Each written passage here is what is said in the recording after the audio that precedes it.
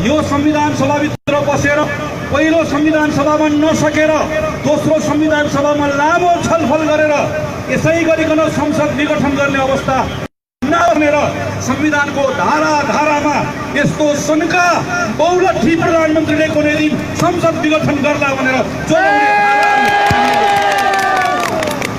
यो संसदले प्रधानमन्त्री छान्न सकेन भने भएको प्रधानमन्त्रीले विश्वासको मत गुमाउनु भयो भने मात्रै त्यो बेलामा मात्रै संसद विघटनको अवस्था आउन सक्दछ। स्पष्टसँग संविधानको धारामा हामीले लेखेका छौं यो संसदले कुनै बहुमत भएको प्रधानमन्त्री बनाउन सकेन। दुई वा दुई भन्दा बढी दल मिलेर पनि प्रधानमन्त्री बनाउन सकेन। एउटा व्यक्तिले अल्पमतको आधारमा प्रधानमन्त्रीको रूपमा आयो, बहुमत पुर्याउँछु भन्यो, तर प्रधानमन्त्री बनाउन सकेन भने मात्रै त्यो अवस्थामा मात्रै संसद विघटन हुन सक्दछ। यति कुरा स्पष्टसँग लेख्दा लेख्दै पनि प्रधानमन्त्री केपी शर्मा ओलीले संसद विघटन गर्ने सिफारिस गर्नुभयो। त्यो सिफारिस बोकेर राष्ट्रपतिको कार्यालयमा जाँदै गर्दा राष्ट्रपति विद्यादेवी भण्डारीले यही संसदको शपथ खानु भएको होइन।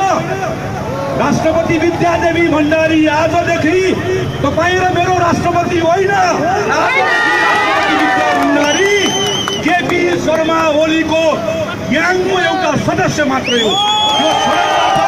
हामी घोषणा गर्छौं संसदको यो बहुमतबाट प्राप्त गरेको राष्ट्रपति आज यही संसदका विरुद्धमा अपराधमा उत्रिन्छन् भने उनी हाम्रो राष्ट्रपति हुने नैतिकता वैधता उनले राख्दिनन्। आजको दिनमा हामीलाई जिरो भए पनि एउटा आशा हामी सबैले बोकेका थियौं।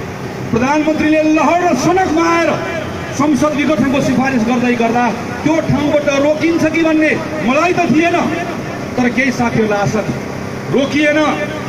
राष्ट्रपति आज आफै अपराधको साझेदार हुनुहुन्थ्यो, आज त्यसलाई फेरि पुनर्पुष्टि गर्नुभएको छ। त्यसैले आदरणीय साथीहरू, म फेरि एकपटक तपाईँहरूलाई आग्रह गर्न चाहन्छु, यो त्यसै भएको होइन, यो रातारात भएको होइन।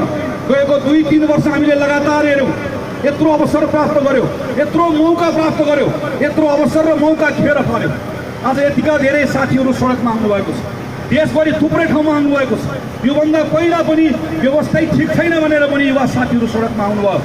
म युवा साथीहरूलाई आग्रह गर्न चाहन्छु, हिजो यस्तै थियो, केही दलका राजनीतिक दलका केही राजनीतिक नेताहरूले गरेको गल्तीको आधारमा त्यो बेलामा कतिपय दक्षिणपन्थी शक्तिले हामीहरूको भावनासँग खेल्दै योभन्दा शासन राम्रो हामी दिन्छौँ भनेर सडकमा आए, सडक बताए। उनले त्यो अवसर पनि लिए, तर 2-3 वर्षमा देशको हालत के भयो हामी सबैले भोग्यौँ। त्यसैले यो बेलामा यो संविधानका विरुद्धमा अपराध गर्ने अपराधीलाई सडकबाट ठेगान लगाऊ, संविधानलाई होइन।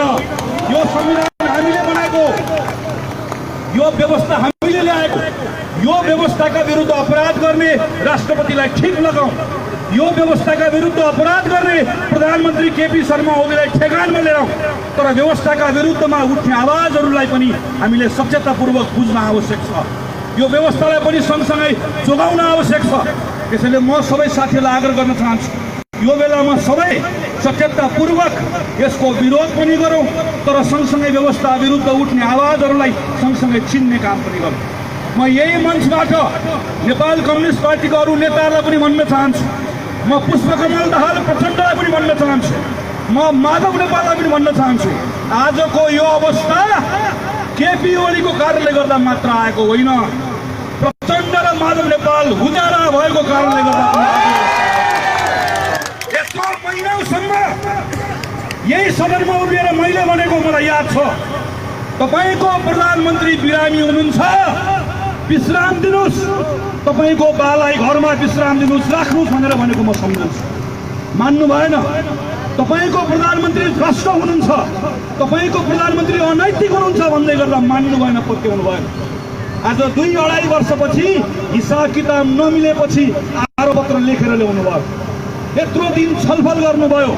यो संसदीय व्यवस्था भएको देश हो, स्थायी समिति सचिवालय आज मुडामा बसेर बैठक, आज भुइँमा बसेर बैठक, आज दायाँ फर्केर बैठक, आज बायाँ फर्केर बैठक भन्नुभन्दा संसदीय दलमा गएर अनैतिक अयोग्य भ्रष्ट केपी ओली विरुद्ध हाम्रो विश्वास छ भनेर चिठी लगेर टेबलमा पड्काए नपाएको भए आज संसद विघटन गर्ने हिम्मत प्रधानमन्त्रीसँग तपाईँहरूसँग हुँदैको कारणले गर्दा नेपाल कम्युनिस्ट पार्टीको प्रवक्तालाई यो संविधान च्यातेर राष्ट्रिय चुनाव हारेको मान्छेलाई राष्ट्रिय सभाभित्र छिर्नु पर्यो। वामदेव गौतमको मैले आज मात्र पढेँ, अघि दिउँसोसम्म पनि संसद विघटन गरेपछि तपाईँको राय के छ भनेर सोध्दै गर्दा नो कमेन्ट भनेर हिँड्नुभएको वामदेव गौतमले भर्खर वक्तव्य निकाल्नुभयो र भन्नुभयो यो राष्ट्रघाती छ। अहिले दिउँसो पनि प्रधानमन्त्री पाइन्छ कि भनेर हिसाब किताब गरेर बस्नुभयो। तपाईँहरूको कायरता, तपाईँहरूको हुतियारापनको कारणले गर्दा आज नेपालले दुःख पाएको छ। त्यसैले आज केपी ओलीले मात्र होइन, आज प्रचण्ड र मानव नेपालले पनि नेपाली नागरिकहरूको जनमतको अपमान गर्नुभएको छ। नेपाल कम्युनिस्ट पार्टीले पाएको बहुमत थियो यो 5 वर्ष तपाईँहरूले चलाउन पाउनु भएको। म काङ्ग्रेसको सांसद हुँ। 5 वर्ष जनताले काङ्ग्रेसलाई सडकमा बस, सदनको पछाडिपट्टि गएर हुन्छ हुन्न भन, विरोध गर, प्रश्न गर, तर सरकारको आसन दिन फर्केर नहेर भनेर म्यान्डेट दिएर हामीलाई पठाएको। 5 वर्ष म्यान्डेट तपाईँहरूले पाएको। यो म्यान्डेट नसम्हालेको तपाईँहरूले यो संविधानमा हामीले यस्तै अवस्था आउँछ भनेर लेखेर ल्याउँदै गर्दा संविधानलाई कुल्छने एउटा सन्की प्रधानमन्त्री तयार गर्ने कुरामा तपाईँहरूको कायरताको पनि त्यत्तिकै ठुलो कारक छ। त्यसको कारणले गर्दा पनि आज यो अवस्था आएको छ। कतिपय साथीहरू भन्नुहुन्छ अब काङ्ग्रेसले के गर्छ? काङ्ग्रेसको बैठकले भर्खर निर्णय गरेको छ यो असंवैधानिकरणका विरुद्ध काङ्ग्रेस प्रतिरोध गर्छ, काङ्ग्रेस सङ्घर्ष गर्छ, भर्खर निर्णय गरेको छ। म यहाँ आउँदै गर्दा एकजना साथीले भन्नुभयो मलाई, तपाईँ कहाँ जान लाग्नुभयो? मैले भने विरोध सभामा जान लागेको। साथीले भन्नुभयो होइन, काङ्ग्रेसले विरोध गर्ने भएन, काङ्ग्रेसले अब धन्यवाद दिनुहोस्, अब चुनावको तयारी गर्नुहोस्। मैले भने होइन, चुनावको जय वा पराजय हाम्रो प्राथमिकता होइन। हाम्रो प्राथमिकता यो संविधानको पालना भयो कि भएन भन्ने हो। साथीले मलाई फेरि प्रश्न गर्नुभयो, चुनावसँग डराएको हो? मैले भने छोडिदिनुहोस् अरू काङ्ग्रेसको साथीहरूको कुरा। म भन्दा पनि अझ जनमत भएका साथीहरू हुनुहुन्छ।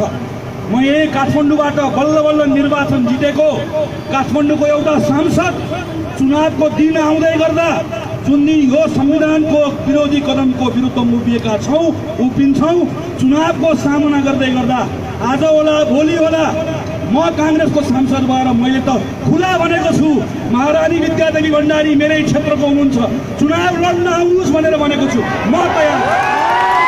मसँग योभन्दा अघिल्लो चुनाव प्रधानमन्त्रीको सल्लाहकार लड्नु भएको, यस्ता सल्लाह दिन नसक्ने हुतियारा सल्लाहकार होइन।